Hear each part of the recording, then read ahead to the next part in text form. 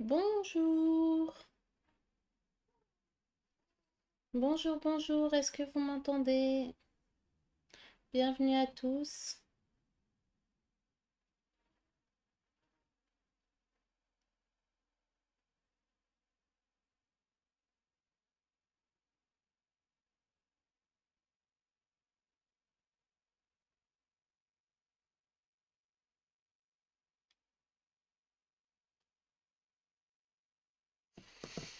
Hop, bonjour, j'ai une première réponse. Bonjour Céline, bonjour CF. CF, je ne te connais pas, je crois.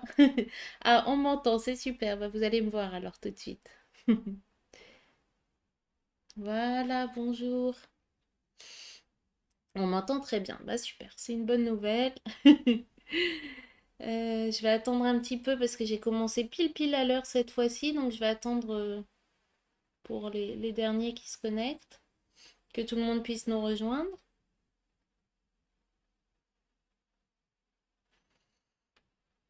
Alors, dites-moi, dites bonjour, peut-être d'où vous venez, qu'on fasse un peu connaissance. Est-ce que c'est la première fois que vous suivez un de mes lives ou pas?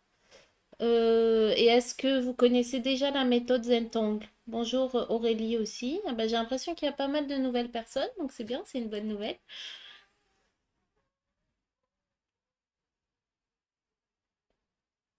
Donc dites-moi si vous connaissez déjà le Zentangle ou si c'est une découverte, ça m'aidera comme ça à savoir voilà, à quel niveau d'explication il faut que j'aille. Bon, sachant que c'est une session d'introduction cette fois-ci, donc voilà, on va vraiment reprendre à la base, entre guillemets, sur les 8 étapes et on va les suivre ensemble.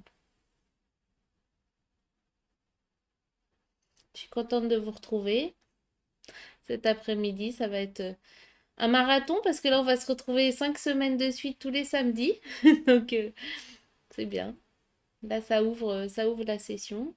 Alors, je suis nouvelle, je ne connais pas la méthode. Bah super, CF, parfait. Bah on va, on va te faire découvrir tout ça. Alors, c'est parfait. De Paris, premier live et méthode connue, Martine. D'accord. Bah, moi aussi, je suis à Paris pour information. Coucou Sophie, coucou Sylvie. Quelques temps que déjà fait, bah parfait, super. Bon, on a un petit peu de tous les niveaux. Je sais que Céline est experte, donc voilà, on va avoir un peu tous les niveaux. Là, comme je disais, de toute façon, c'est une session d'introduction, donc on va reprendre à la base. J'avais envie de faire ça, bah, à la fois pour compléter un article sur le blog que j'avais écrit il y a quelques temps avant d'être certifiée. J'avais envie de le compléter avec une vidéo maintenant que je suis certifiée et que je peux enseigner officiellement le Zentangle. Et aussi parce que dans les différents échanges que j'ai, bah, notamment sur notre groupe ZenArt, je vois que en fait la méthode Zentangle, parfois certaines personnes connaissent bien les motifs, l'effet stylistique, mais ne connaissent pas forcément très bien toute la philosophie qu'il y a derrière et les 8 étapes qui sont à mes yeux assez importantes parce qu'il y a effectivement le rendu visuel, voilà, c'est très graphique, c'est très joli, mais c'est bien aussi voilà, de revenir aux 8 étapes, à vraiment la source de la méthode et de voir tout l'effet que ça apporte bah, dans l'esprit et aussi dans la vie en règle générale. Voilà, que ça ne se limite pas seulement au dessin, c'est aussi un art de vivre. Voilà, donc c'est pour ça que je trouvais ça important de faire cette séance d'introduction pour bien replanter les bases et remettre les fondations. Donc bonjour Mélanie, bonjour il y en a aussi. Bonjour Karine, que je découvre aussi. Je ne connais pas la méthode, mais très bien. Et Aurélie qui a déjà vu une fois. Bon, bah c'est très bien. J'ai l'impression que voilà, on a pas mal de personnes qui découvrent. Donc c'est bien. Donc moi je vais me présenter. J'ai commencé un petit peu. Donc je suis Pauline Amphi ou Fanfi. Je suis donc ce professeur certifié Zentangle. Voilà, j'ai passé ma certification en novembre. C'est tout récent.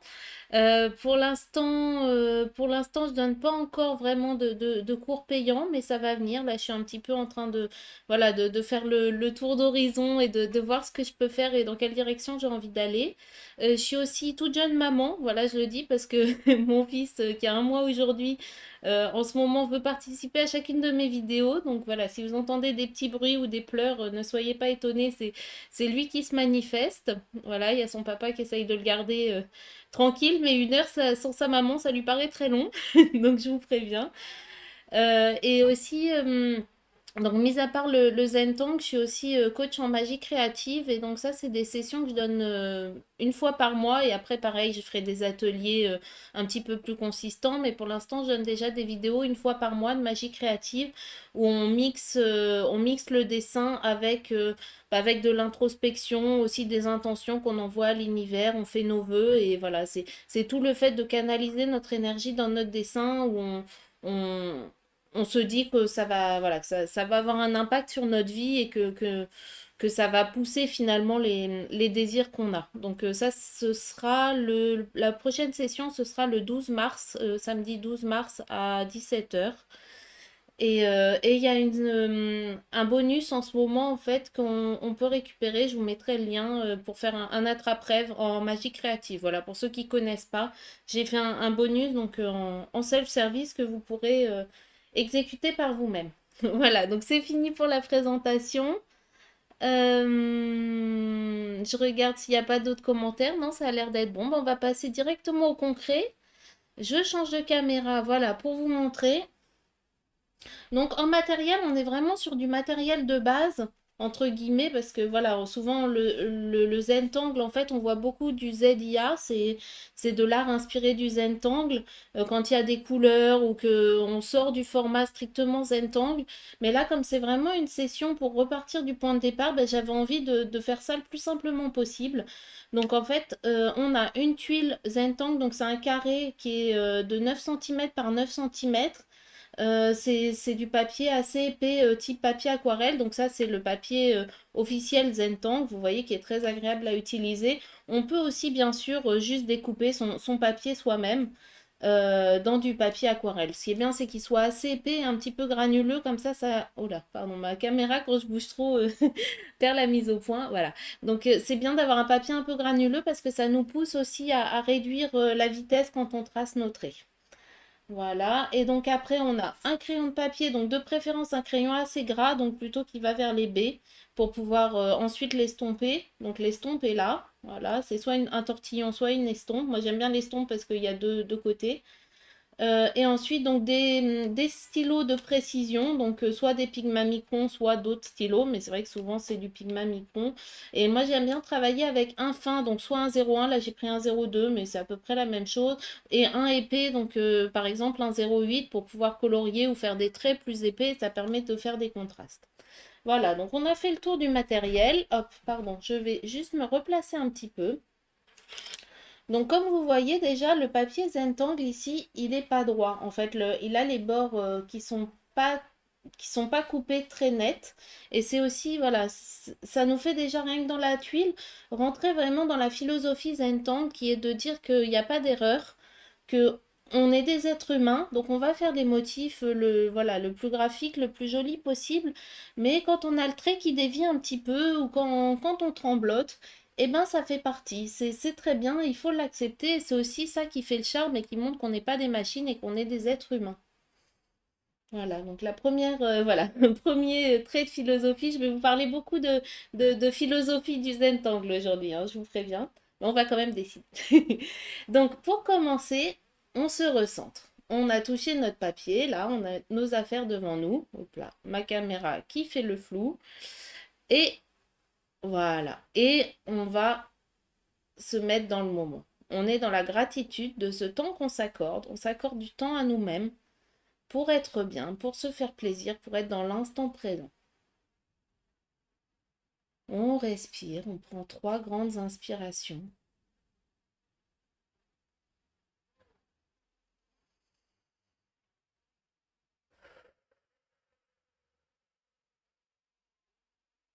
On inspire bien et on souffle. Ça nous permet d'être dans le ici et maintenant, de laisser de côté tout le reste. Et vraiment, on se concentre. Et là, pendant quelques minutes, on n'aura que la tuile qui va compter. Bon, j'ai mon voisin qui commence à faire des travaux. J'espère que ça ne va pas perturber trop. Sinon, vous me dites si c'est trop fort, j'essayerai un peu de couper le son quand je parle pas.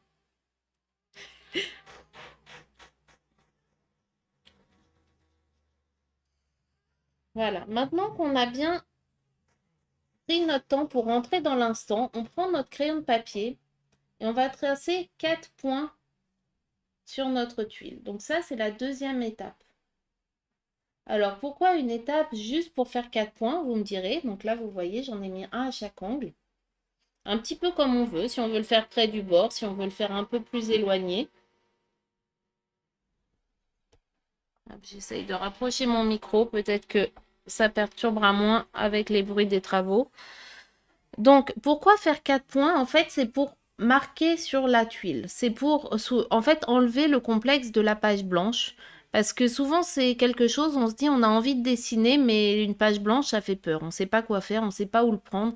Et bien là, ça y est, notre page n'est plus blanche puisqu'on a fait nos 4 traits, nos 4 points, pardon. Donc maintenant qu'on a fait les 4 points, on va pouvoir passer à la troisième étape. La troisième étape qui est de faire notre cadre. Donc notre cadre, on va relier ces points, tout simplement. On peut les relier en droit, comme ça. On peut les relier, si on veut, en faisant des vagues. C'est comme on le souhaite, vraiment. On peut même, si on préfère, ici, hop, faire une petite boucle. Voilà, je vous fais un coin de chaque type, comme ça vous verrez tout ce qui est possible. Et ici, j'ai envie de le faire plus anguleux. Voilà. Sachant que ce cadre, ça va pas être un cadre qui limite. C'est un cadre finalement qui rassure et qui nous permet ensuite de nous exprimer à l'intérieur de ce cadre. Et en dessinant, on aura le choix. Si on a envie de rester dans ce cadre strict, on y reste. Si on a envie d'en dépasser, c'est autorisé aussi. C'est vraiment le but de ces étapes, c'est pour nous aider. Ça n'est surtout pas pour bloquer, c'est surtout pas des règles contraignantes. Voilà. Maintenant qu'on a fait cette troisième étape, on va passer à la quatrième étape. La quatrième étape, c'est de faire les ficelles. Donc les ficelles, pourquoi ça s'appelle comme ça? En fait, on dit ficelle parce qu'on s'imagine d'avoir une ficelle dans la main. Et dans le Zentangle pur et dur, on va dire, du puriste, le départ du Zentangle, c'est qu'en fait, cette ficelle, on se dit qu'elle est aléatoire. C'est comme si on tenait une ficelle dans la main et qu'on la lâchait comme ça sur notre tuile et que ça dessinait un dessin. Voilà. Après, souvent, c'est vrai que surtout dans le ZIA, on essaye de faire des ficelles plus travaillées. Mais au départ, c'est vraiment sur l'aléatoire. Bon, nous, on va faire quand même quelque chose. J'ai une petite idée en tête. Donc, on va faire une ficelle, en fait, qui va tout simplement faire une boucle. Alors, je vous explique avant. On part d'un coin, ici, en bas. On fait une boucle ici vers le centre et on revient au coin de l'autre côté.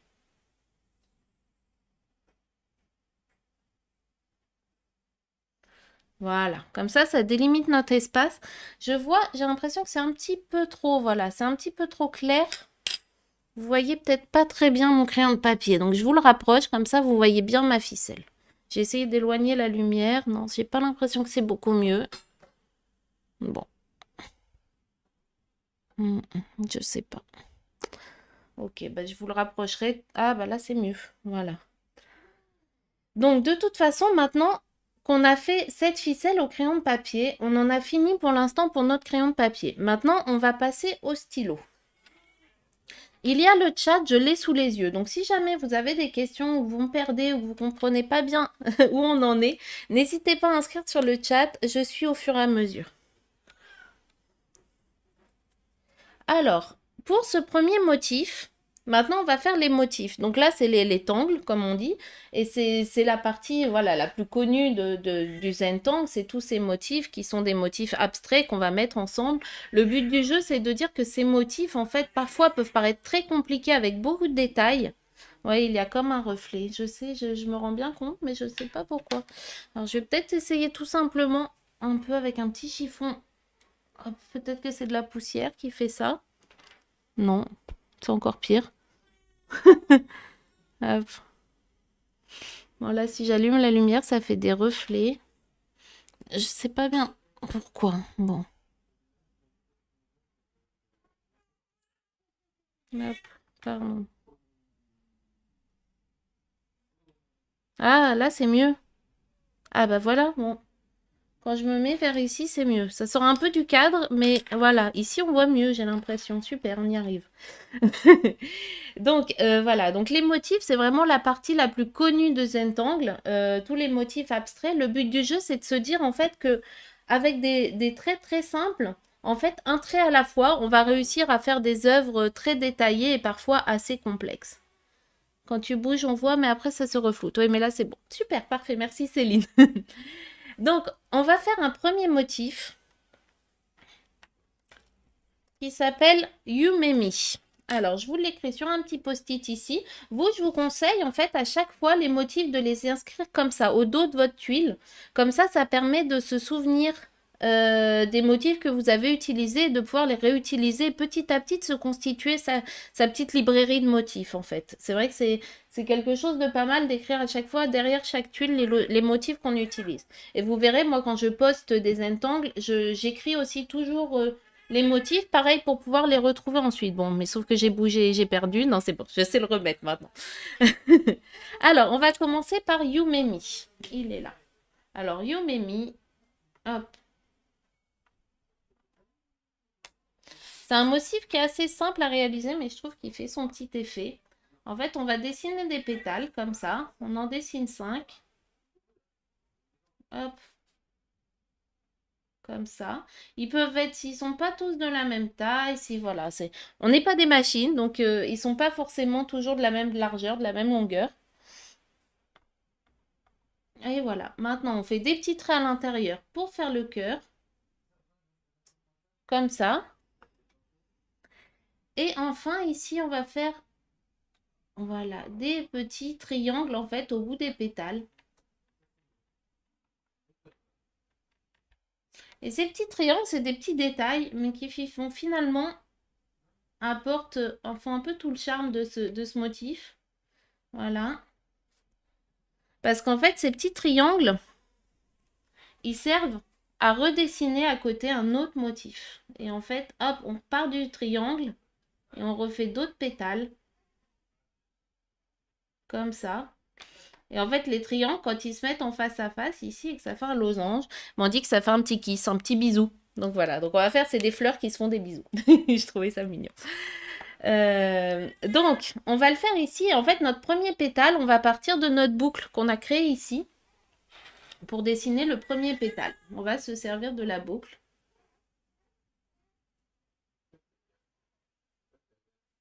Voilà, donc j'ai pris mon Pigma Micron, le 02, le plus fin de ceux que j'ai. Hop. Voilà. Et j'en fais certains plus fins, d'autres plus épais. Et j'essaye de repasser par-dessus. J'essaye de repasser par-dessus mon trait pour pas qu'il soit en plein milieu. Après, s'il est à l'intérieur, c'est pas très grave. C'est juste pour que mon stylo se mêle avec mon crayon de papier parce qu'en fait, il n'y a pas de gomme en méthode Zentangle. Donc, les traits que j'ai tracés pour mes ficelles, là, ils resteront.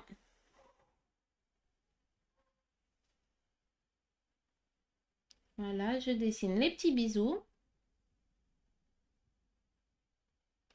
Et à l'intérieur, je fais des petits traits pour dessiner le cœur de ma fleur. Voilà.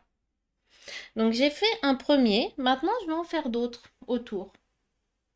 Donc je me détache de ma ficelle. Je l'ai fait peut-être un peu plus petit, suivant la place que vous avez. Hein, voilà, on n'aura pas exactement la même composition. C'est comme vous le souhaitez. Selon la place que vous avez, selon la taille que fait votre première boucle. Voilà, ce sera forcément différent de moi. Et c'est ça qui est très bien. C'est vraiment aussi un autre charme de cette méthode, c'est qu'on a beau tous faire les mêmes motifs ensemble, et ben forcément chacun va y ajouter sa personnalité et chacun va le faire un peu à sa façon. Et on dit qu'il n'y a pas d'erreur en fait, il n'y a pas de bonne façon de faire, il y a la façon qui vous vient au moment précis. Et même si quand vous dessinez un motif, un tangle, bah, vous ne le dessinez pas exactement comme il doit être. Si par exemple vous faites 6 pétales au lieu de 5 pétales ou que vous n'avez pas la place, vous en faites que 3. Eh ben, ce ne sera pas une erreur non plus, on appelle ça une exploration. C'est en fait de se dire que chaque chose qui n'est pas faite dans la façon conventionnelle ou comme on s'y attendait, et ben finalement, c'est une nouvelle opportunité pour créer. Il faut pas le voir comme une erreur. On ne jette pas une tuile qui est commencée. C'est un papier. C'est pour ça aussi que le papier est assez épais, parce que c'est voilà, c'est un petit côté un peu précieux. D'ailleurs, les petites tuiles minuscules s'appellent des bijoux, et ça va bien, je trouve. Hop. Et en fait, quand on fait pas comme on avait prévu, déjà, il n'y a pas trop d'attente puisque ça reste de l'abstrait et que on fait un petit peu comme ça nous vient. Et quand on fait pas le motif comme il est entre guillemets censé être, et ben c'est pas une erreur, c'est juste une exploration. Là, vous voyez, je les ai pas collés. Bah, je voulais les coller, mais ça s'est pas collé. Bah, tant pis, ce sera comme ça. Voilà. Et j'essaye de les rejoindre les deux. Je voulais faire deux petits bisous, donc ça en fera qu'un et demi. Donc ça me fait un grand pétale et un petit pétale. Et des petits pétales, bah, ça marche aussi. Voilà. Et je vais faire la même chose ici. Voilà. Donc je vous laisse en dessiner le nombre de pétales que vous souhaitez. Hop, comme ça. Je vais faire ici. Le nombre de pétales, pardon. Le nombre de fleurs que vous souhaitez. Le nombre de yumemi. Hop, voilà. Et ici, ça fait un bisou à 3. Hop. On va pas non plus remplir toute notre tuile parce qu'on a envie aussi de dessiner d'autres motifs. Mais voilà, moi je vais rester sur ces 5 là. Je trouve que ça fait hop, une petite collection.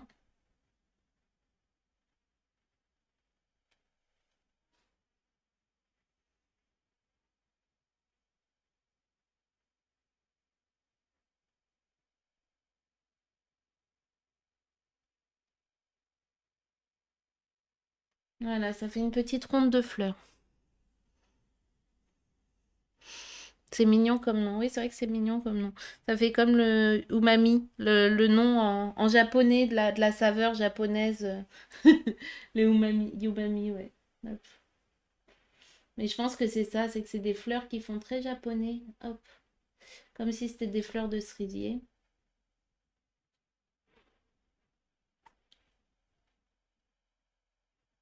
Voilà. Donc là, j'ai fait mes petits yumemi.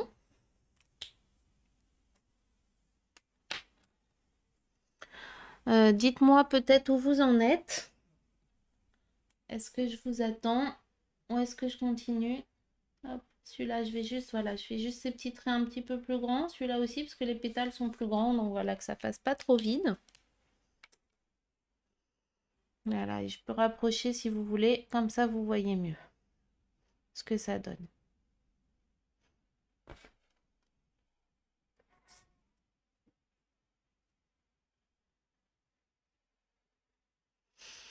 J'ai pas fini. Bon, bah, je vais attendre un petit peu alors. Moi, je suis pas pressée. Même si je vous ai prévu beaucoup de motifs, je vous avoue. J'avais envie de, voilà, de m'exprimer sur cette tuile. Mais bon, comme il n'y a pas de couleur, normalement.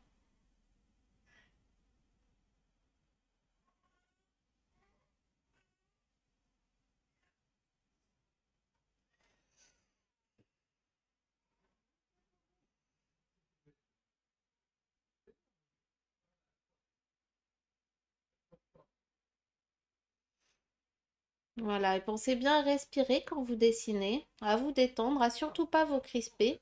Ça fait partie aussi de l'effet de relaxation. En fait, on dit que le zen tang, c'est un art méditatif. Et c'est le fait comme ça de faire des motifs qui sont assez simples, mais de façon répétée, et où on doit aussi se concentrer pour s'appliquer. Et voilà, bah, ça fait que finalement, on focalise nos pensées sur notre trait et ça nous permet de vider l'esprit et de vraiment faire un effet de relaxation. Donc en fait, quelqu'un qui voit le Zen-Tang pour la première fois, sans connaître toute la philosophie derrière, peut dire que ça ressemble un petit peu au gribouillis qu'on fait quand on est au téléphone et qu'on nous parle et qu'on fait des gribouillis, ou quand on était à l'école aussi. Enfin, moi, je faisais toujours beaucoup de dessins dans mes cahiers. Oui et non, parce que finalement, quand on fait des gribouillis, que ce soit au téléphone ou en cours, ben, on écoute quand même notre interlocuteur et tandis que là, dans le Zen Tang, bah, on est concentré sur notre dessin. Et c'est vraiment cet état de concentration qui va nous couper un peu du reste et nous permettre, notamment après une journée de travail, de vraiment couper. Ok, donc c'est bon pour Mélanie. Donc, on va pouvoir continuer. Alors, Euh, c'est mon point de référence. Donc, bah, les autres, j'espère que c'est bon pour vous. De toute façon, voilà, après, vous pourrez toujours aller un peu plus vite ou rattraper. Donc là, pour celui-ci, je vais prendre mon Pigma Micron qui est plus épais pour faire un petit contraste. Et en fait, en Zeltan, quand on ne sait pas quoi faire, eh ben, il y a quelque chose qui marche toujours, c'est de faire une aura. Donc là, en fait, je vais faire une aura, c'est-à-dire un trait qui va passer autour de ma ronde de fleurs. Ok, bah c'est bon pour Sophie aussi, c'est parfait. Donc là, je vais faire une aura qui passe autour de mes Yumemi. Donc j'ai pris mon micron un peu plus épais pour faire un contraste. J'aime bien varier entre des traits fins et des traits plus épais. Et je fais, voilà, un trait qui passe autour de mes fleurs. Et j'essaye de me concentrer pour que ce soit toujours à égale distance, pour pas que ça vienne toucher mon motif. Pas non plus que je m'en éloigne trop.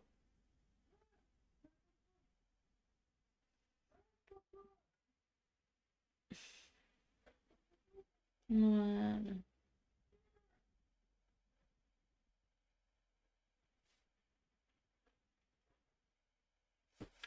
Après, si vous voulez être à l'aise, n'hésitez pas à tourner votre tuile parce qu'il n'y a pas de haut ni de bas, comme c'est des dessins abstraits. Donc, n'hésitez pas surtout à tourner votre tuile pour être toujours à l'aise. Et en fait, quand on fait une aura comme ça, on conseille d'avoir toujours notre motif au-dessus. Comme ça, on le voit bien, on l'a en point de repère. Il n'est pas caché par notre main. Voilà. Et donc, n'hésitez pas, si vous avez besoin de vous arrêter en cours de route, de faire par petits morceaux, bah faites-le. Faites avec un trait doux.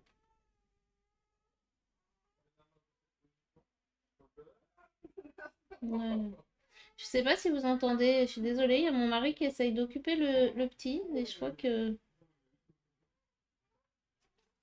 Je sais pas si vous entendez.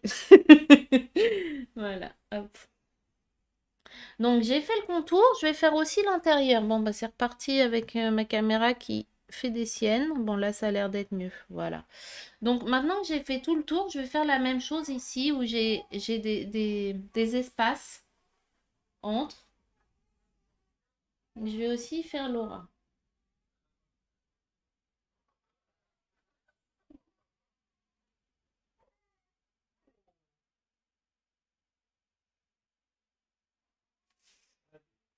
On l'entend. Bon. Merci. Hop.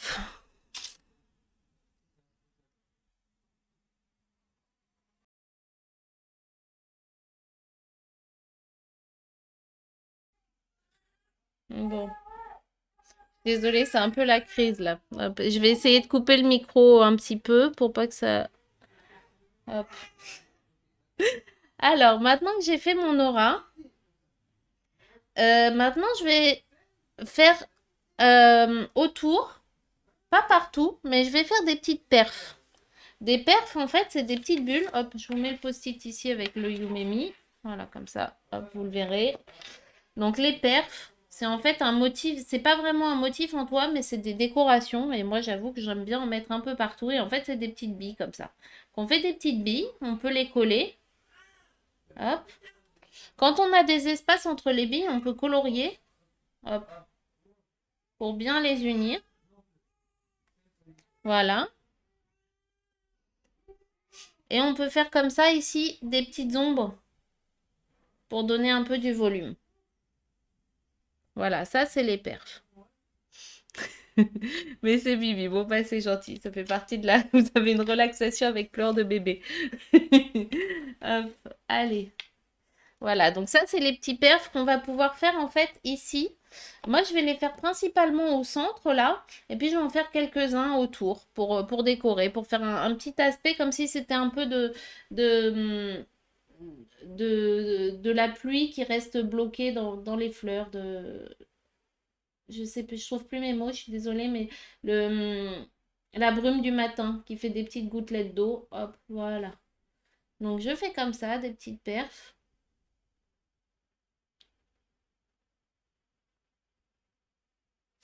comme ça. Et je vais en faire aussi un petit peu à l'extérieur. Je fais pas tout le tour exactement, mais je fais un petit peu, voilà, surtout dans les angles comme ça, comme si ça restait bloqué. Hop, comme ça. Je vais en faire ici aussi. Non, bah, ça a l'air de s'être calmé. Hop, voilà.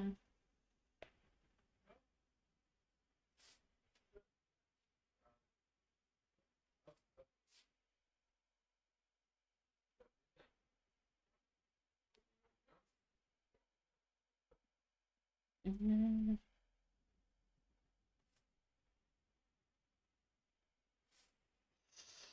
Comme ça, donc j'en ai fait un petit peu. Hop, je vais en faire ici aussi, ça manque.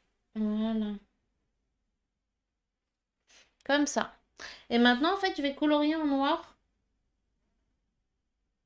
entre les petits perfs. Voilà, pas partout, mais finalement entre mon aura et mes petites billes.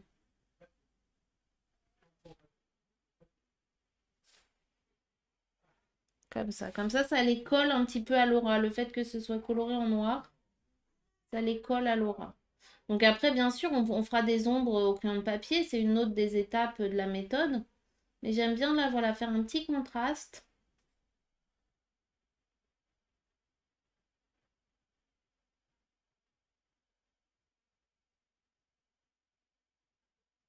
En utilisant ce noir intense. Hop.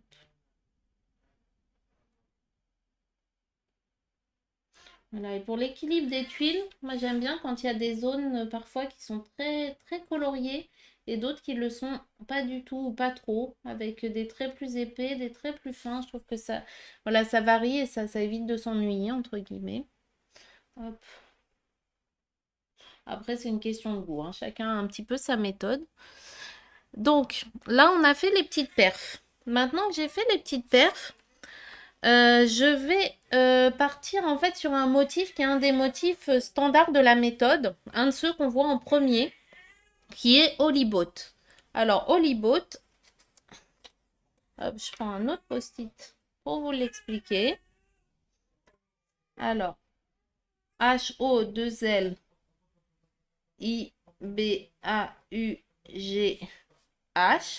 Hollyboat. En fait, il est très simple. C'est des traits parallèles comme ça. Ça fait comme si c'était des rubans. Et en fait, qui vont se croiser, qui vont passer l'un en dessous de l'autre. Voilà. Donc, si on veut, on peut aussi le dessiner courbe. Moi, là, je vais le dessiner assez droit. Mais voilà, si vous préférez les dessiner courbes, vous pouvez aussi. Moi, je vais le dessiner droit pour faire un peu un contraste avec mon côté très fleuri et très rond que j'ai fait là. Mais vous pouvez aussi les faire comme ça. Et pourquoi c'est un des motifs qu'on fait en premier, qu'on apprend dans les premiers? Parce qu'en fait, en fait, voilà, c'est un concept qu'on va réutiliser après tout le temps dans le Zentan, qui est de dire qu'on dessine par en dessous. Qu'en fait, quand on a un motif qui est là, et ben quand on veut dessiner et que ça, voilà, un motif se carambole dans un autre entre guillemets, et ben on va pas le dessiner par dessus. On va pas, voilà, on va pas faire des traits comme ça et puis finalement on refait comme ça qui se croisent. Mais on va se dire qu'il passe en dessous. Et ça, c'est vraiment un concept qu'on retrouve tout le temps en fait dans le Zentangle. Donc pour faire ces holybots, moi je vais partir déjà de mes traits ici, de ma ficelle que j'avais créée. Et je vais repasser dessus. Et donc, voilà, comme je vous disais, là ça passe en dessous des fleurs. Donc on ne va pas les dessiner en dessous. On ne va pas les dessiner par-dessus. On se dit que les fleurs, elles passent en dessous. Par contre, si je veux, hop, je peux ici dire que mon trait, il se reprend après les fleurs. Il est passé en dessous et on le retrouve de l'autre côté. Là aussi, donc voilà, c'est pas un trait très droit puisque je l'avais fait un peu courbe, mais c'est comme il me vient. Je fais le deuxième parallèle et ici. Voilà. Donc j'en ai déjà fait deux. Ensuite, je vais continuer à en faire quelques-uns. J'en fais pas trop non plus pour que ça reste assez aéré, mais j'en fais quelques autres. Voilà, qui se croisent comme ça.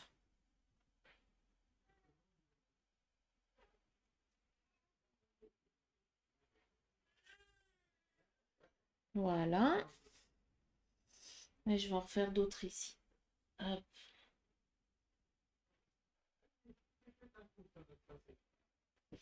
Voilà.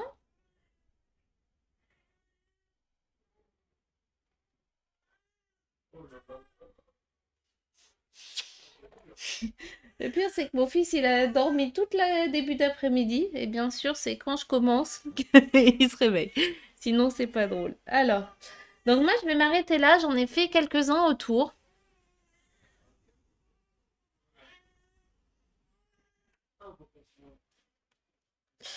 Et maintenant, je vais faire un autre motif qui, je trouve, en fait, c'est un motif qui est important aussi à connaître dans le Zentan. Parce que pour moi, c'est vraiment ce qui, bah, un motif qu'on retrouve très souvent et ce qui représente un petit peu les dessins Zentangle. C'est, je sais pas comment dire, mais j'ai découvert ce motif avec le Zentangle et je trouve qu'on le retrouve dans quasiment tous les dessins et pour moi il illustre le Zentangle et c'est le motif Moka.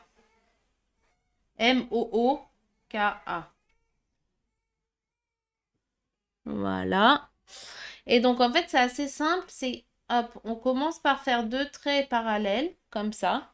Et au bout, ici, on va faire une boule. Hop, comme ça. Comme si on faisait une spirale, mais qui se retrouve ici. Voilà.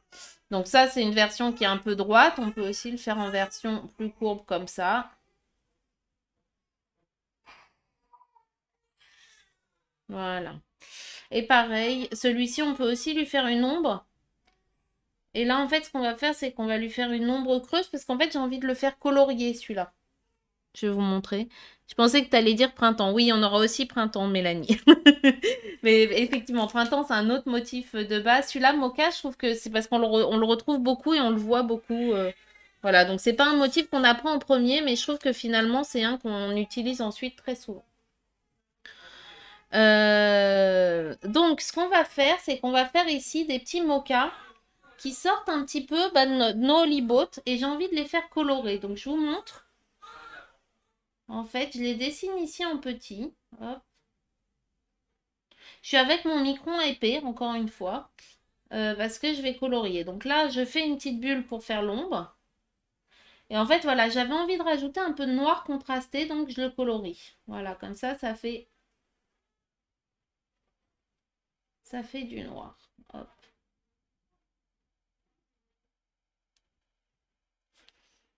voilà. Et on peut même ici, hop, faire en sorte qu'il passe, voilà, par en dessous aussi, et qu'on le retrouve de l'autre côté.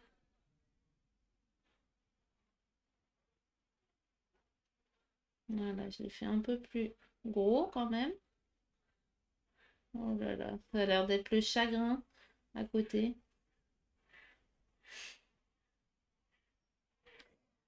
Voilà, il passe en dessous. Mocha me pose toujours problème pour le dessiner. Ouais, moi aussi j'ai mis beaucoup de temps à réussir à faire Mocha. Euh, En fait, c'est parce qu'il faut bien le faire en petit truc, hein, c'est de le bien le faire en spirale, je trouve. Parce que quand on le fait pas assez en spirale, il fait un peu trop pâteau. Ça en fait un peu celui-ci que j'avais fait en premier, qui fait un peu trop pâteau, et celui-là qui est plus arrondi et plus en spirale, ça marche mieux, je trouve. Bon, après, c'est voilà, petit conseil, c'est ce que comme ça que moi j'ai réussi à le faire. Sachant que oui, Mocha, je le voyais beaucoup sur les tanks des autres, et moi j'ai mis beaucoup de temps avant de réussir à être à l'aise dessus. Donc voilà, soyez pas trop dur avec vous-même, après aussi. Parce que souvent, soi-même, on n'aime pas, et puis quelqu'un d'autre qui va le voir va le trouver super. Donc, hop, je sors de mon cadre.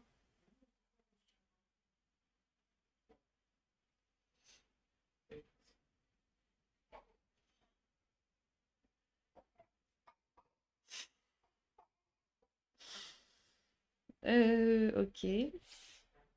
Ou est-ce que j'ai la place d'en faire d'autres aussi? Je crois que ça va être pas mal, là. Alors, est-ce que j'en peux en faire un autre ici qui...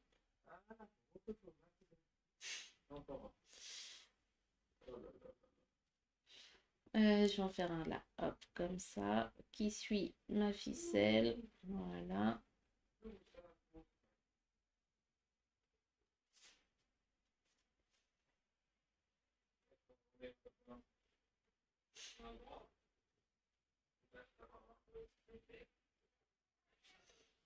Voilà, hop. Et vous voyez, je le fais pas, Mince, comme on dit. C'est pas régulier. Il y a des endroits où il y en a beaucoup, des endroits où il y en a pas beaucoup. C'est pas symétrique. Voilà, on cherche pas. On n'a pas une notion de perfection et d'équilibre en fait. C'est un petit peu intuitif, où on trouve de la place pour le faire, où on a envie de les ajouter.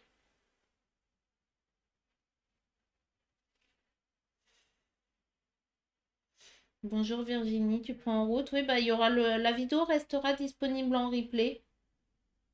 Hop, si tu veux reprendre depuis le début un petit peu plus tard.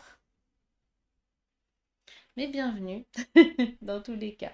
Donc voilà, j'ai fait quelques petits mochas où j'avais de la place. J'ai envie d'en faire un dernier ici. Hop, voilà, un petit ici.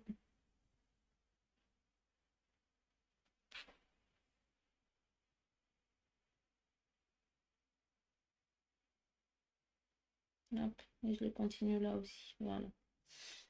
Ça passe par en dessous. Et là aussi, je vais le passer par en dessous. Hop.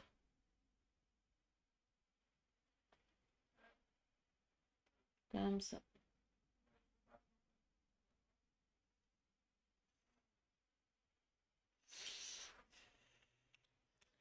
Voilà, hop, je sors du cadre. Donc moi, c'est bon pour mes mochas. J'espère que pour vous aussi.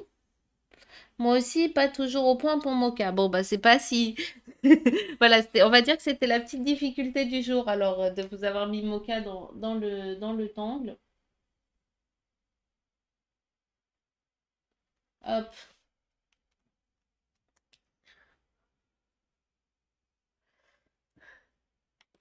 Et donc, maintenant qu'on a fait ça, je sais pas où vous en êtes. J'attends un petit peu peut-être. Dites-moi quand c'est bon pour vous. Hop, j'essaye de mettre ça, voilà, à côté. Comme ça, on voit tout ce qu'on a utilisé.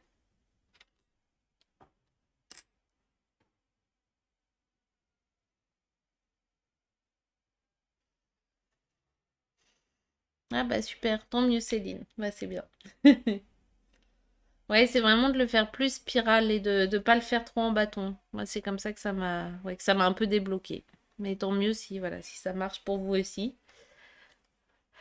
Alors, maintenant qu'on a... Ok, c'est bon pour toi, Mélanie. Bah, parfait. Donc, maintenant, en fait, qu'on a fait tous nos motifs là, j'ai envie de rajouter, pour finir, deux motifs. Alors, je vais vous montrer les deux et puis vous les mettrez comme vous souhaitez un petit peu.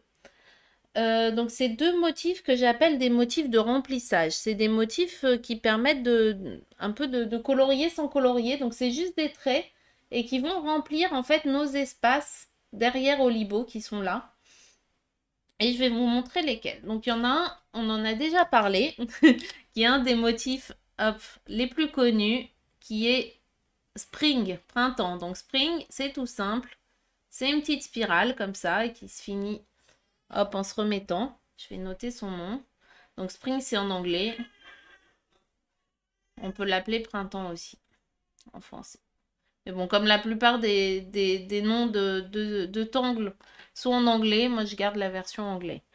Alors, on fait un comme ça et après, on va en faire d'autres. Et on va toujours partir du principe bah, que quand ça se croise ici, c'est que ça passe derrière. Et donc, hop, ça passe derrière et ça va se mélanger. Donc, hop, c'est comme ça. On fait ça. En fait, ça se croise pas. Et on devine ce qu'il y a derrière. Donc ça, c'est Spring. Donc on va pouvoir faire Spring dans certaines des cellules comme ça. Et le deuxième qu'on va faire, que j'aime beaucoup, c'est Diva Line, qui est aussi un autre motif hop, de remplissage.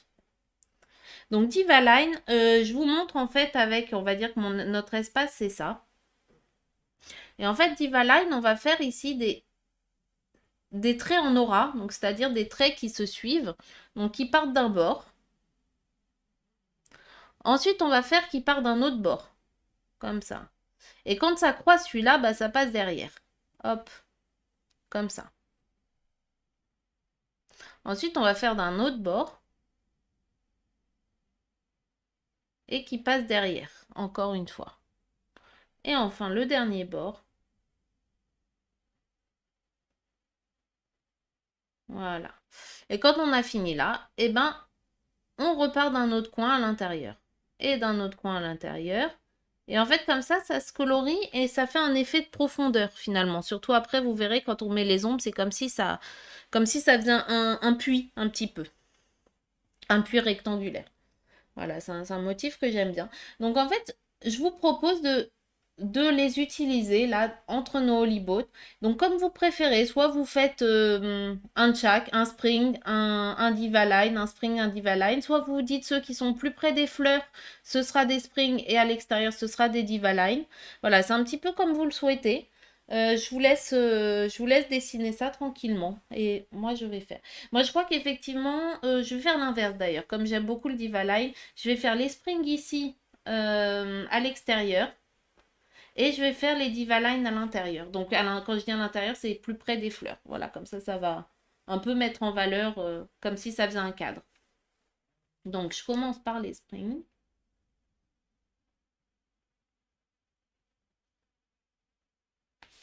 Comme ça.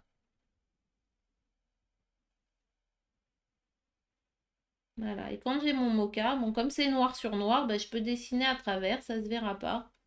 Et voilà, là on dit que le mocha, comme ça, masque un peu mon trait.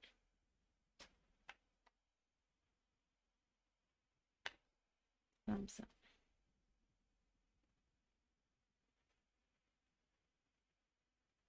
Et en fait, le fait de colorier entre les holyboats, bah, ça va mettre en valeur, enfin de colorier, de faire des motifs, ça va assombrir. Et du coup, ça va mettre en valeur le fait que les holyboats, c'est comme si c'était des rubans qui passaient par-dessus. Parce qu'en fait, c'est toujours le système dessus-dessous, où en fait, tout ce qui est plus clair, c'est comme si c'était le dessus de notre dessin, de notre œuvre. Et tout ce qui est plus foncé, eh ben, c'est le fond. Hop, voilà. Donc là, il n'y a pas beaucoup de place. Hop.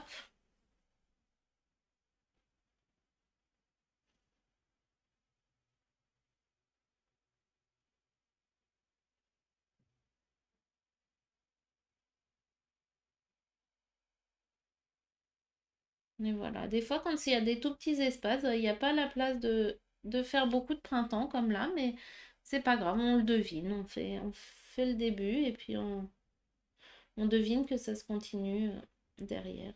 Hop. Après, comme je disais, le cadre, on peut rester à l'intérieur du cadre ou on peut aussi, si on a envie de finir notre motif, on peut aussi sortir du cadre, hein. C'est pas exclu. C'est un cadre qui guide, mais c'est pas un cadre qui limite. Voilà, là par exemple, j'ai envie d'en sortir un petit peu, bah voilà. Hop.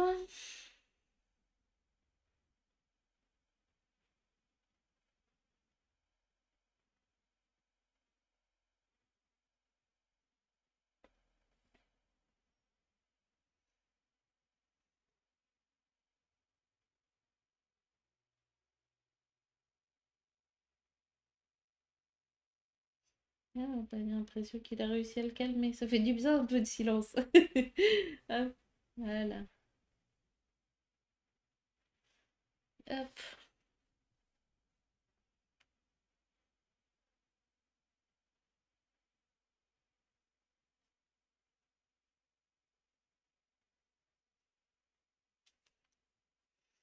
voilà. Si vous avez des questions aussi en cours de route, c'est le moment.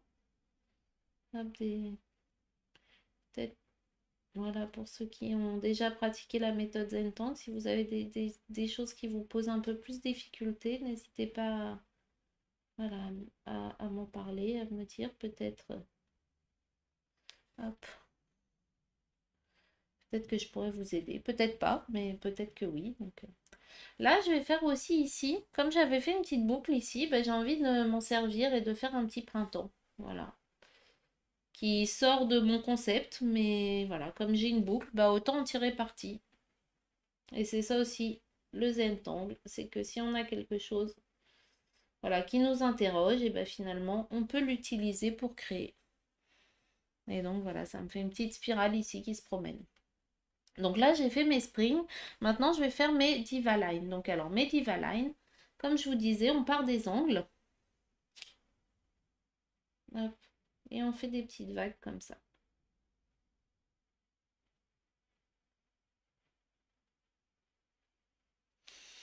Voilà. Ensuite, je tourne ma tuile pour être plus à l'aise. Ici, j'ai un autre angle. En fait, l'angle, il va être par là.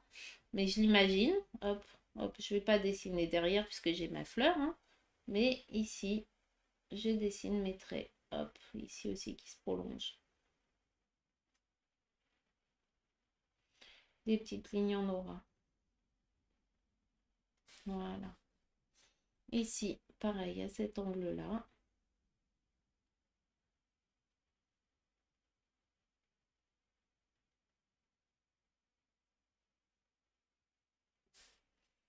Voilà.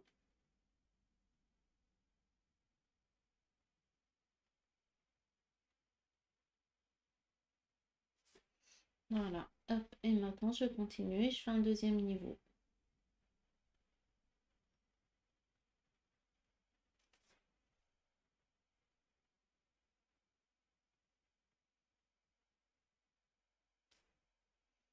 Comme ça.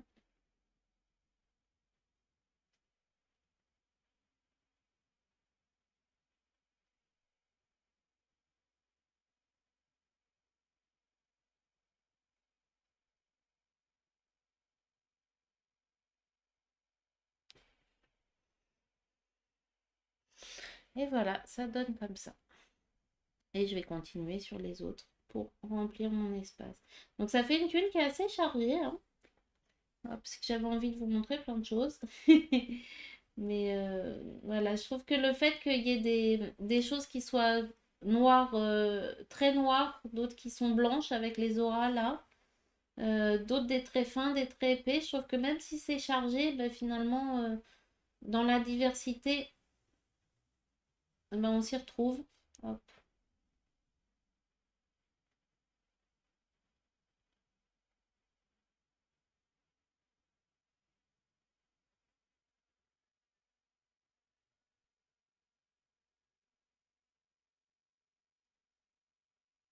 Voilà, là ça se croise. Hop.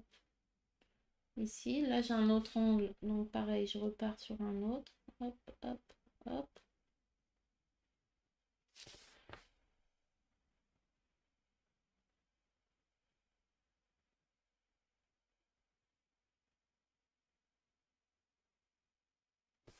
Voilà, donc ça fait moins l'effet tunnel et profondeur, hein, dont je vous parlais, du fait que forcément il y a des choses qui passent devant, donc on le voit pas en entier, mais voilà, le fait qu'il y ait ces petites lignes, là, ça habille.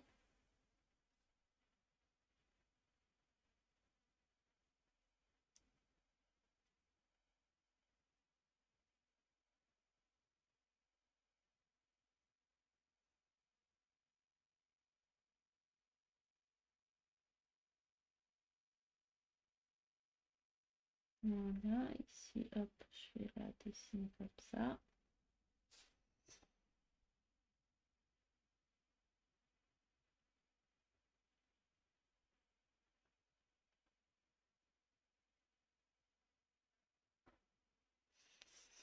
Voilà.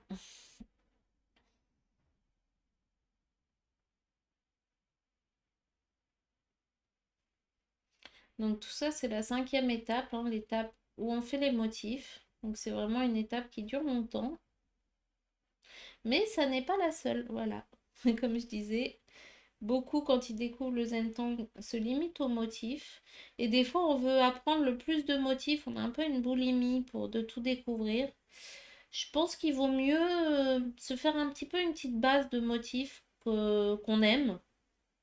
Voilà, quitte à rester assez simple au départ. Donc sur ces motifs qui sont, voilà, qui sont un peu du passe-partout, bah, comme le spring. Moi, je reste beaucoup au spring. Les perfs, pareil. Voilà, c'est des choses très simples, mais qui permettent de s'appuyer dessus. Et petit à petit, aller chercher d'autres motifs une fois de temps en temps, en fait. Mais voilà, pas faire non plus la course aux motifs. Mais plutôt égayer, diversifier un petit peu de temps en temps les motifs, mais se faire quand même se constituer une base de motifs. Je trouve que c'est plus facile. Parce que sinon, ça peut faire peur et ça peut un peu dérouter et un peu donner le vertige, on va dire, le fait de partir dans trop de motifs. Voilà, il y a le site tanglepattern.com qui est la bible un petit peu de tous les motifs qui existent, mais c'est vrai qu'entre les motifs bah, créés par Zentank, plus ceux qui ont été créés par les personnes, bah, il y en a vraiment, il y en a des milliers de motifs. Donc on peut pas non plus tous les connaître par cœur. C'est bien de temps en temps, quand on en trouve des sympas, bah, de les réutiliser. Et surtout de prendre le temps, je trouve. Parce que la première fois qu'on le dessine, des fois, on ne sera pas super content. Et puis après, bah, en prenant le temps de se familiariser avec, de le découvrir, de le faire autrement, bah, ça permet finalement d'explorer et de se sentir plus à l'aise. Et voilà, d'apprendre à l'aimer aussi parfois. Je sais que par exemple, Radiant Moon, que j'ai pas utilisé là, bah, hop, au départ, je l'aimais pas du tout. Puis finalement, dans la variation, quand j'ai appris à le faire varier, bah, je me suis mis à beaucoup l'aimer. Hop. Et voilà, je trouve ça bien de, voilà, de prendre le temps avec chacun, on va dire. Donc là, moi de mon côté, j'ai fini mes motifs. Je vais peut-être vous laisser un petit peu de temps pour être sûr que vous aussi, vous ayez bien fini. Je vous le montre de plus près. Voilà, c'est bien chargé, comme je disais, mais le fait qu'il y ait des zones qui soient restées blanches et le fait qu'il y en ait d'autres qui soient très noires, je trouve que, voilà, que ça n'a pas l'air non plus surchargé, même si c'est chargé. Après, c'est un point de vue, hein, peut-être que vous n'aurez pas le même, mais vous me direz. Hop. Donc voilà, sur les motifs, comme je vous disais, c'est vous constituer un peu une base. Notez bien aussi toujours derrière les motifs que vous utilisez. Ou même quitte à avoir, moi là j'ai commencé un petit carnet séparé en fait, où je note les motifs, bah, surtout quand je prépare des sessions comme ça, je me note les ensembles de motifs que j'ai mis. Et ça me permet comme ça de les retrouver plus facilement et de, voilà, de me souvenir et de voir l'évolution aussi. Euh, Parce qu'on voit aussi voilà, que certaines périodes, on aime utiliser certains motifs et puis finalement après on s'en lasse, on passe à d'autres. Parfois on a des moments où on préfère les motifs qui sont plus géométriques, avec des formes plus strictes, et puis d'autres fois des motifs plus fleuris ou plus doux, plus arrondis. Ou voilà, c'est vraiment, c'est intéressant aussi de voir un petit peu comment nos goûts évoluent.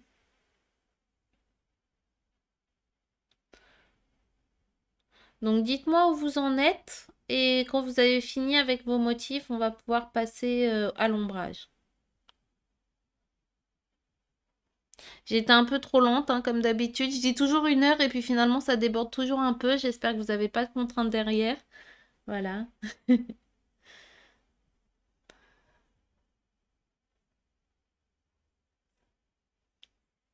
Moi, je vais tranquillement montrer l'ombrage.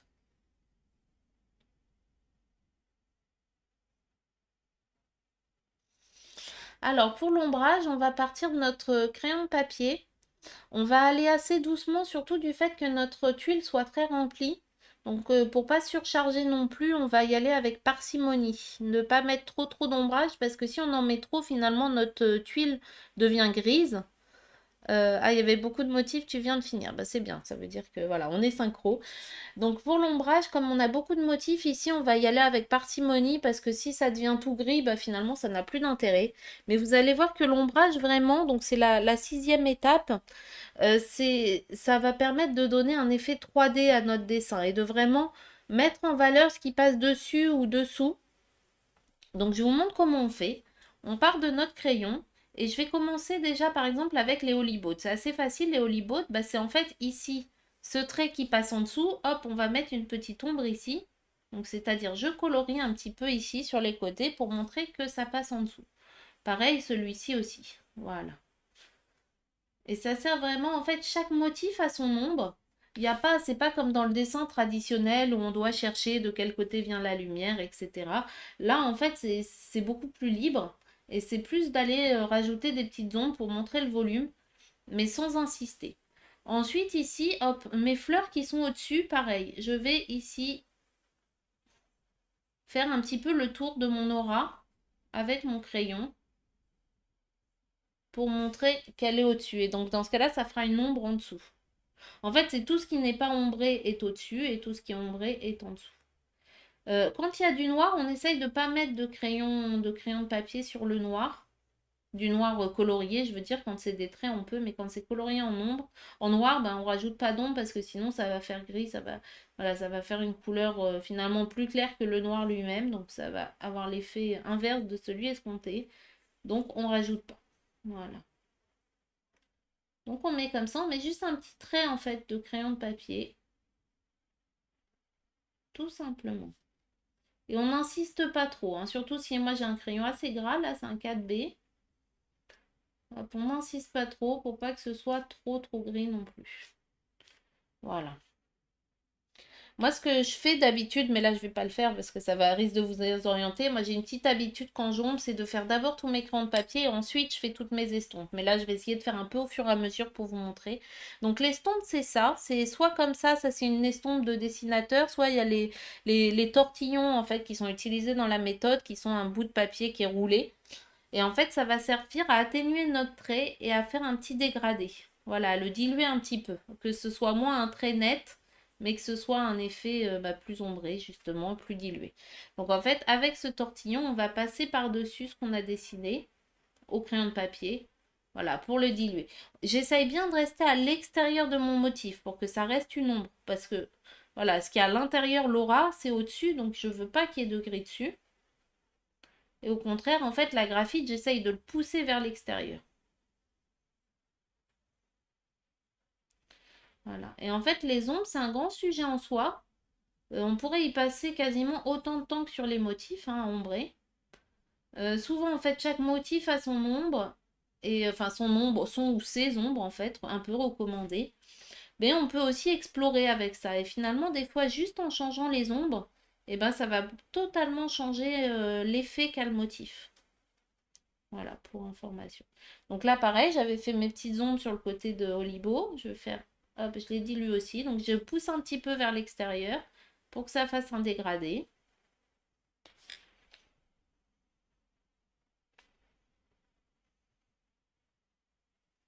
Voilà. Et j'essaye non plus de pas trop remplir, comme je disais, pour pas que ma tuile devienne toute grise. Ce serait dommage. Voilà. Donc si vous n'avez pas d'estompe ou de tortillon, vous pouvez aussi prendre un coton-tige. Bon, c'est moins précis, mais ça fonctionne également. Voilà, maintenant que j'ai fait ça, je vais partir de mes Diva Line et comme je vous disais, accentuer un peu l'effet de profondeur. Donc en fait, ce que je fais, c'est quand... Je vais peut-être rapprocher... Ouais, je vais vous montrer sur le petit post-it en fait. Voilà, ce sera plus facile. Alors, la Diva Line, ce que je veux faire pour axer sur la profondeur, c'est qu'ici, la dernière ligne qui va dans chaque sens, bah, je l'accentue comme ça. Comme ça me fait une ombre. Hop, ici, ici. Bon, je suis pas à plat, hein, donc c'est pas fait très précis. Mais voilà, ici et ici.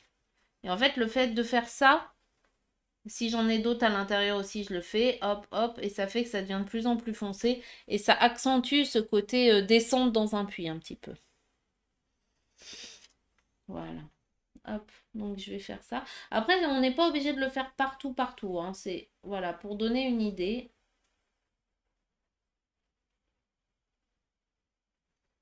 Comme ça. Des fois, ça peut être un petit peu aléatoire, hein. Quand on a plein de traits, on ne sait plus très bien lequel c'est. Mais voilà, on en prend quelques-uns. Si on en oublie, c'est pas très grave. Mais ça va donner du volume. Hop.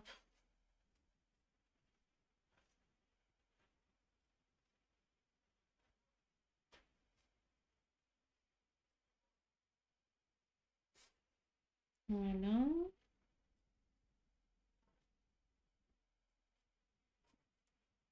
Les printemps, on pourrait rajouter des ombres. Je vais vous montrer comment on les fait. Moi, je vais pas en faire parce que j'ai pas envie de mettre trop d'ombres sur mon dessin, que ça ne devienne pas trop gris. Mais les printemps, en fait, pour rajouter des ombres, c'est un petit peu le même système. C'est que vous voyez, celui-ci qui est entier, bah, il est par-dessus celui-là. Donc, en fait, pour accentuer le fait qu'il soit par-dessus, bah, celui-là, on va lui rajouter une petite ombre. Donc, à l'endroit, hop, où l'autre passe par-dessus, on rajoute une petite ombre comme ça. Voilà, et ça va permettre d'accentuer ce côté superposé. Moi, je vais pas le faire tout simplement parce que j'ai pas envie de mettre trop d'ombre non plus dans ma tuile. Que ce soit pas, que ça ne devienne pas tout gris non plus. Voilà, maintenant j'estompe un petit peu, mais vraiment un tout petit peu.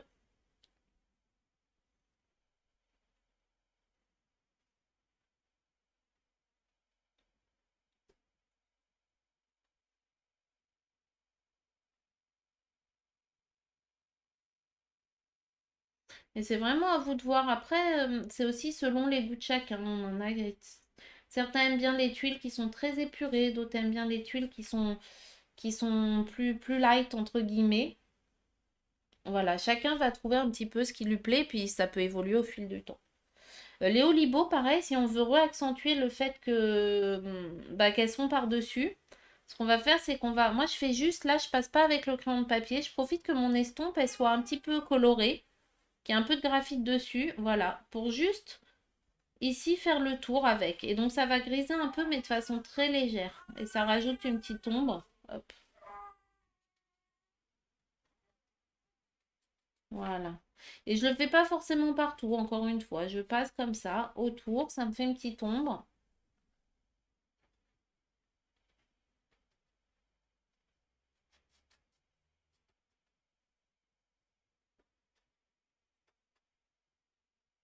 Comme ça. Voilà. Ensuite, notre 4, si on a envie, pareil, de repasser pour le faire plus présent, bah on peut. Là, je suis en train de le faire. Je ne vais pas le faire partout. Je l'ai fait là. Je pense que je vais le faire là aussi. Voilà. Mais je ne vais pas faire les autres côtés. C'est comme on souhaite. Donc là, moi, j'en ai fini avec mes ombres. Je vais vous la rapprocher peut-être un petit peu, ma tuile. Comme ça, vous verrez mieux les détails. Hop. Voilà. Vous voyez, ça rajoute vraiment de la profondeur. Après, j'ai fait exprès de pas mettre d'ombre dans les fleurs parce que j'ai pas envie de surcharger. Puis comme les fleurs, c'est vraiment le premier plan, j'ai envie qu'elles restent très lumineuses. Et voilà, j'ai pas ombré mes springs pour pas surcharger. Voilà, c'est le risque est d'en mettre trop et que la tuile devienne toute grise. Donc j'aime bien laisser vraiment des espaces très blancs.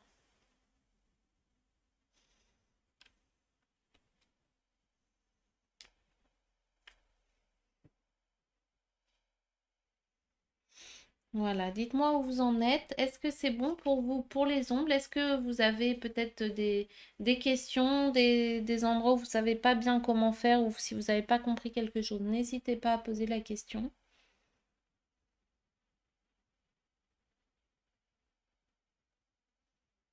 Ah bah, tant mieux. Super, je suis contente que tu trouves ça joli. Je m'y suis surpris à beaucoup de fois pour le préparer. J'ai testé plein de motifs et ouais, j'avais une petite envie de fleurs de cerisier là. Je pense que on a tous envie d'arriver très vite dans le printemps, donc voilà, les fleurs ça inspire bien. Même si ça reste de l'abstrait, c'est aussi ça que j'aime bien dans le Zen Tank, c'est que c'est de l'abstrait. On part sans savoir vraiment ce qu'on veut exprimer, et puis finalement par le choix des motifs, le choix des, quand on fait en couleur, le choix des couleurs, est-ce qu'on fait des choses qui sont plus avec des traits plus secs ou des traits plus doux, bah, finalement ça nous permet en fait aussi de faire de l'introspection et de se rendre compte aussi de notre besoin ou de nos sentiments du moment. Et juste par le tracé, en fait, ça fait exprimer des choses qu'on dirait pas forcément avec des mots. Et voilà, souvent c'est en faisant qu'on réalise un petit peu. C'est un crayon spécial l'estompe. Oui, en fait, c'est du papier roulé. Soit c'est du papier roulé, ou soit c'est comme ça, c'est un genre de papier compressé. Donc ça se trouve en vente dans les papeteries ou en ligne. Ça coûte pas grand-chose. Ça dure très longtemps. Pour le nettoyer, on peut faire avec une petite lime à ongles.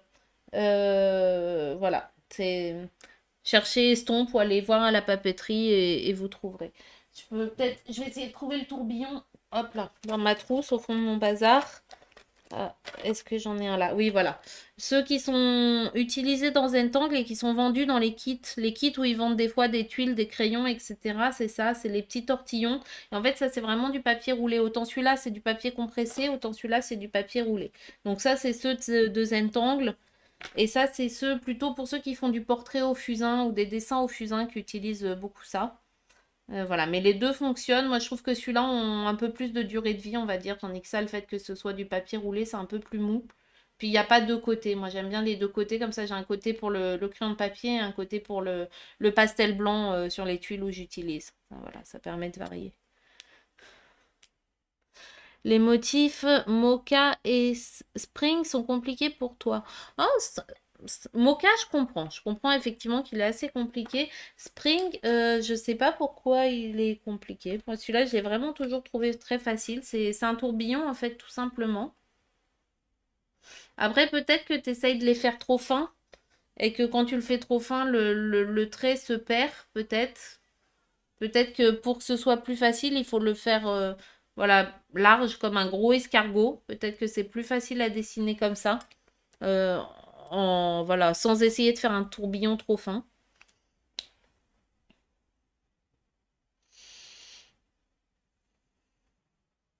La tuile, elle fait 9 cm sur 9 cm. C'est les tuiles officielles Zentangle. Après, on peut utiliser d'autres formats. Il y a aussi les formats apprentis qui sont un peu plus grands. Mais ça, c'est vraiment voilà, le papier officiel de Zentangle qui est comme ça. Hop, qui fait 9 cm sur 9 cm. Après, il y a le format rond des Zendala qui fait 12 cm de diamètre. Pardon, de diamètre. Oui, c'est ça, tu colles souvent les lignes, c'est pour ça qu'il est plus difficile. Bah, dans ce cas-là, si vous collez les lignes, moi je vous conseille de le dessiner plus gros, de pas essayer de le faire trop fin, de faire un gros escargot et comme ça vous aurez moins ce problème-là. Et petit à petit d'essayer de le resserrer progressivement. Après, forcément, plus on dessine un motif et plus on est à l'aise avec, hein, mais... Donc, maintenant qu'on a fait, donc si vous posez les questions, c'est que vous avez fini l'ombrage, je pense, on va juste finir. On va maintenant pour finir le signer. Ne pas oublier de signer son œuvre. Donc c'est la 7e étape. Là, pour signer son œuvre, on va la tourner pour trouver dans quel sens on aime bien la regarder. Sachant que voilà, il n'y a pas de haut, de bas. Mais finalement, on va trouver et puis chercher un petit espace où on peut faire sa signature. Et signer son œuvre, c'est vraiment très important parce que ça permet de se l'approprier et de dire qu'on est fier de ce qu'on a fait. Donc là, moi, je vais la mettre dans ce sens-là. Autant je l'avais dessinée dans ce sens-là. Et finalement, je vais la mettre dans ce sens-là pour signer. Hop, et je vais signer ici parce que j'ai un espace blanc là. Je pourrais le faire là aussi, mais c'est un peu fin, donc je vais le faire ici. Et je mets ma petite signature, mon petit chop. Donc ça, le petit chop, je vous invite à réfléchir au vôtre. Ça peut être vos initiales, ça peut être un petit symbole. Voilà, et c'est finalement un petit motif. Hop, comme là, moi c'est le Fanfi, c'est mon petit logo. Un petit motif qui vous, voilà, qui vous correspond et qui va vous permettre de signer facilement vos œuvres. Et ensuite, ça les personnalise. Et c'est vraiment important de, voilà, de vous les approprier. C'est aussi d'en être fier. Et ça nous mène donc à la 8e étape. Et la 8e étape, c'est d'apprécier. C'est, voilà, on a toujours notre petit démon intérieur, notre juge qui est très difficile avec nous-mêmes et qui est souvent beaucoup plus difficile avec nous-mêmes qu'il ne l'est avec les autres et qui va dire oui, mais regarde, là, le pétale, il est trop grand par rapport aux autres. Oui, mais regarde, ton trait qui est là, il est pas, c'est pas totalement parallèle, ça fait une petite bosse. Donc oui, c'est facile. Si on cherche des défauts, on va en trouver. Mais finalement, là, on va pas chercher de défauts, on va chercher les qualités. On va chercher qu'est-ce qui me plaît dans cette tuile, qu'est-ce qui me plaît dans ce que j'ai fait. Est-ce que c'est l'aspect général? Est-ce que c'est ce dessin de cette fleur? Est-ce que c'est finalement mes mochas au fur et à mesure, j'arrive un peu mieux à les dessiner? Voilà, qu'est-ce qui me plaît dans cette tuile? Et quitte à si on a envie de le refaire autrement, de le refaire différemment, bah, c'est aussi un bon exercice, c'est de recommencer en le mélangeant. Et voilà, on est arrivé au bout des 8 étapes. On a juste 15 minutes de retard. Et c'est ça aussi l'intérêt. Là, vous voyez, on a fait beaucoup de motifs, mais j'ai beaucoup parlé, je suis assez bavarde, donc finalement, ça nous a pris 1 heure à la faire, je pense, si on enlève tous mes blabla. Hop, je vais vous remettre un peu mon visage. Euh, voilà, hop, je recule le micro que j'avais approché pour couvrir les bruits. Donc voilà, donc je disais là, avec tous mes blabla, on a mis 1 heure, donc c'est aussi un des avantages de la méthode Zentangle, c'est que ça, c'est rapide en fait. Comme c'est une tuile de 9 cm sur 9 cm, c'est facile à remplir. Là, on l'a fait assez chargé. J'avais envie de vous montrer plein de motifs et de remplir la tuile. On peut aussi en faire des beaucoup plus allégés où on laisse des espaces vides ou alors on fait des motifs plus simples, plus gros. Donc vraiment, on peut même faire une tuile en 10 minutes hein, si on n'a pas le temps et que on a juste envie de déposer comme ça, de faire un petit dessin rapide. C'est voilà, c'est bien. Moi, je sais que pendant le télétravail, justement, je me servais beaucoup de la méthode Zentangle en réunion. En fait, quand voilà, quand il y avait des réunions parfois un petit peu mouvementées où tout le monde parle en même temps, etc.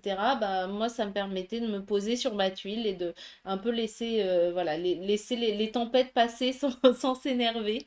Voilà, de juste pour redescendre en fait, quand on est un petit peu énervé. ou qu'on a besoin de faire un break ou de marquer une pause, bah, des fois, juste une petite tuile en 10 minutes, ça permet de tout de suite de faire redescendre la pression et de se remettre dans l'instant présent, en fait. J'ai mis ton dessin en commentaire sur ta page. Ben, merci Mélanie, c'est parfait.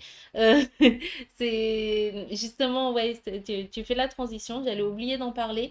Donc, j'invite surtout ceux qui ne connaissent pas donc, à rejoindre le groupe Zen Art, la magie créative. Donc, il y a le texte en fait qui est affiché en bas de l'écran. C'est un groupe Facebook où on s'échange nos œuvres, donc comme ça vous pourrez poster la tuile que vous avez fait et je serais très contente de la voir et de voir toutes les variétés, toutes les diversifications de chacun.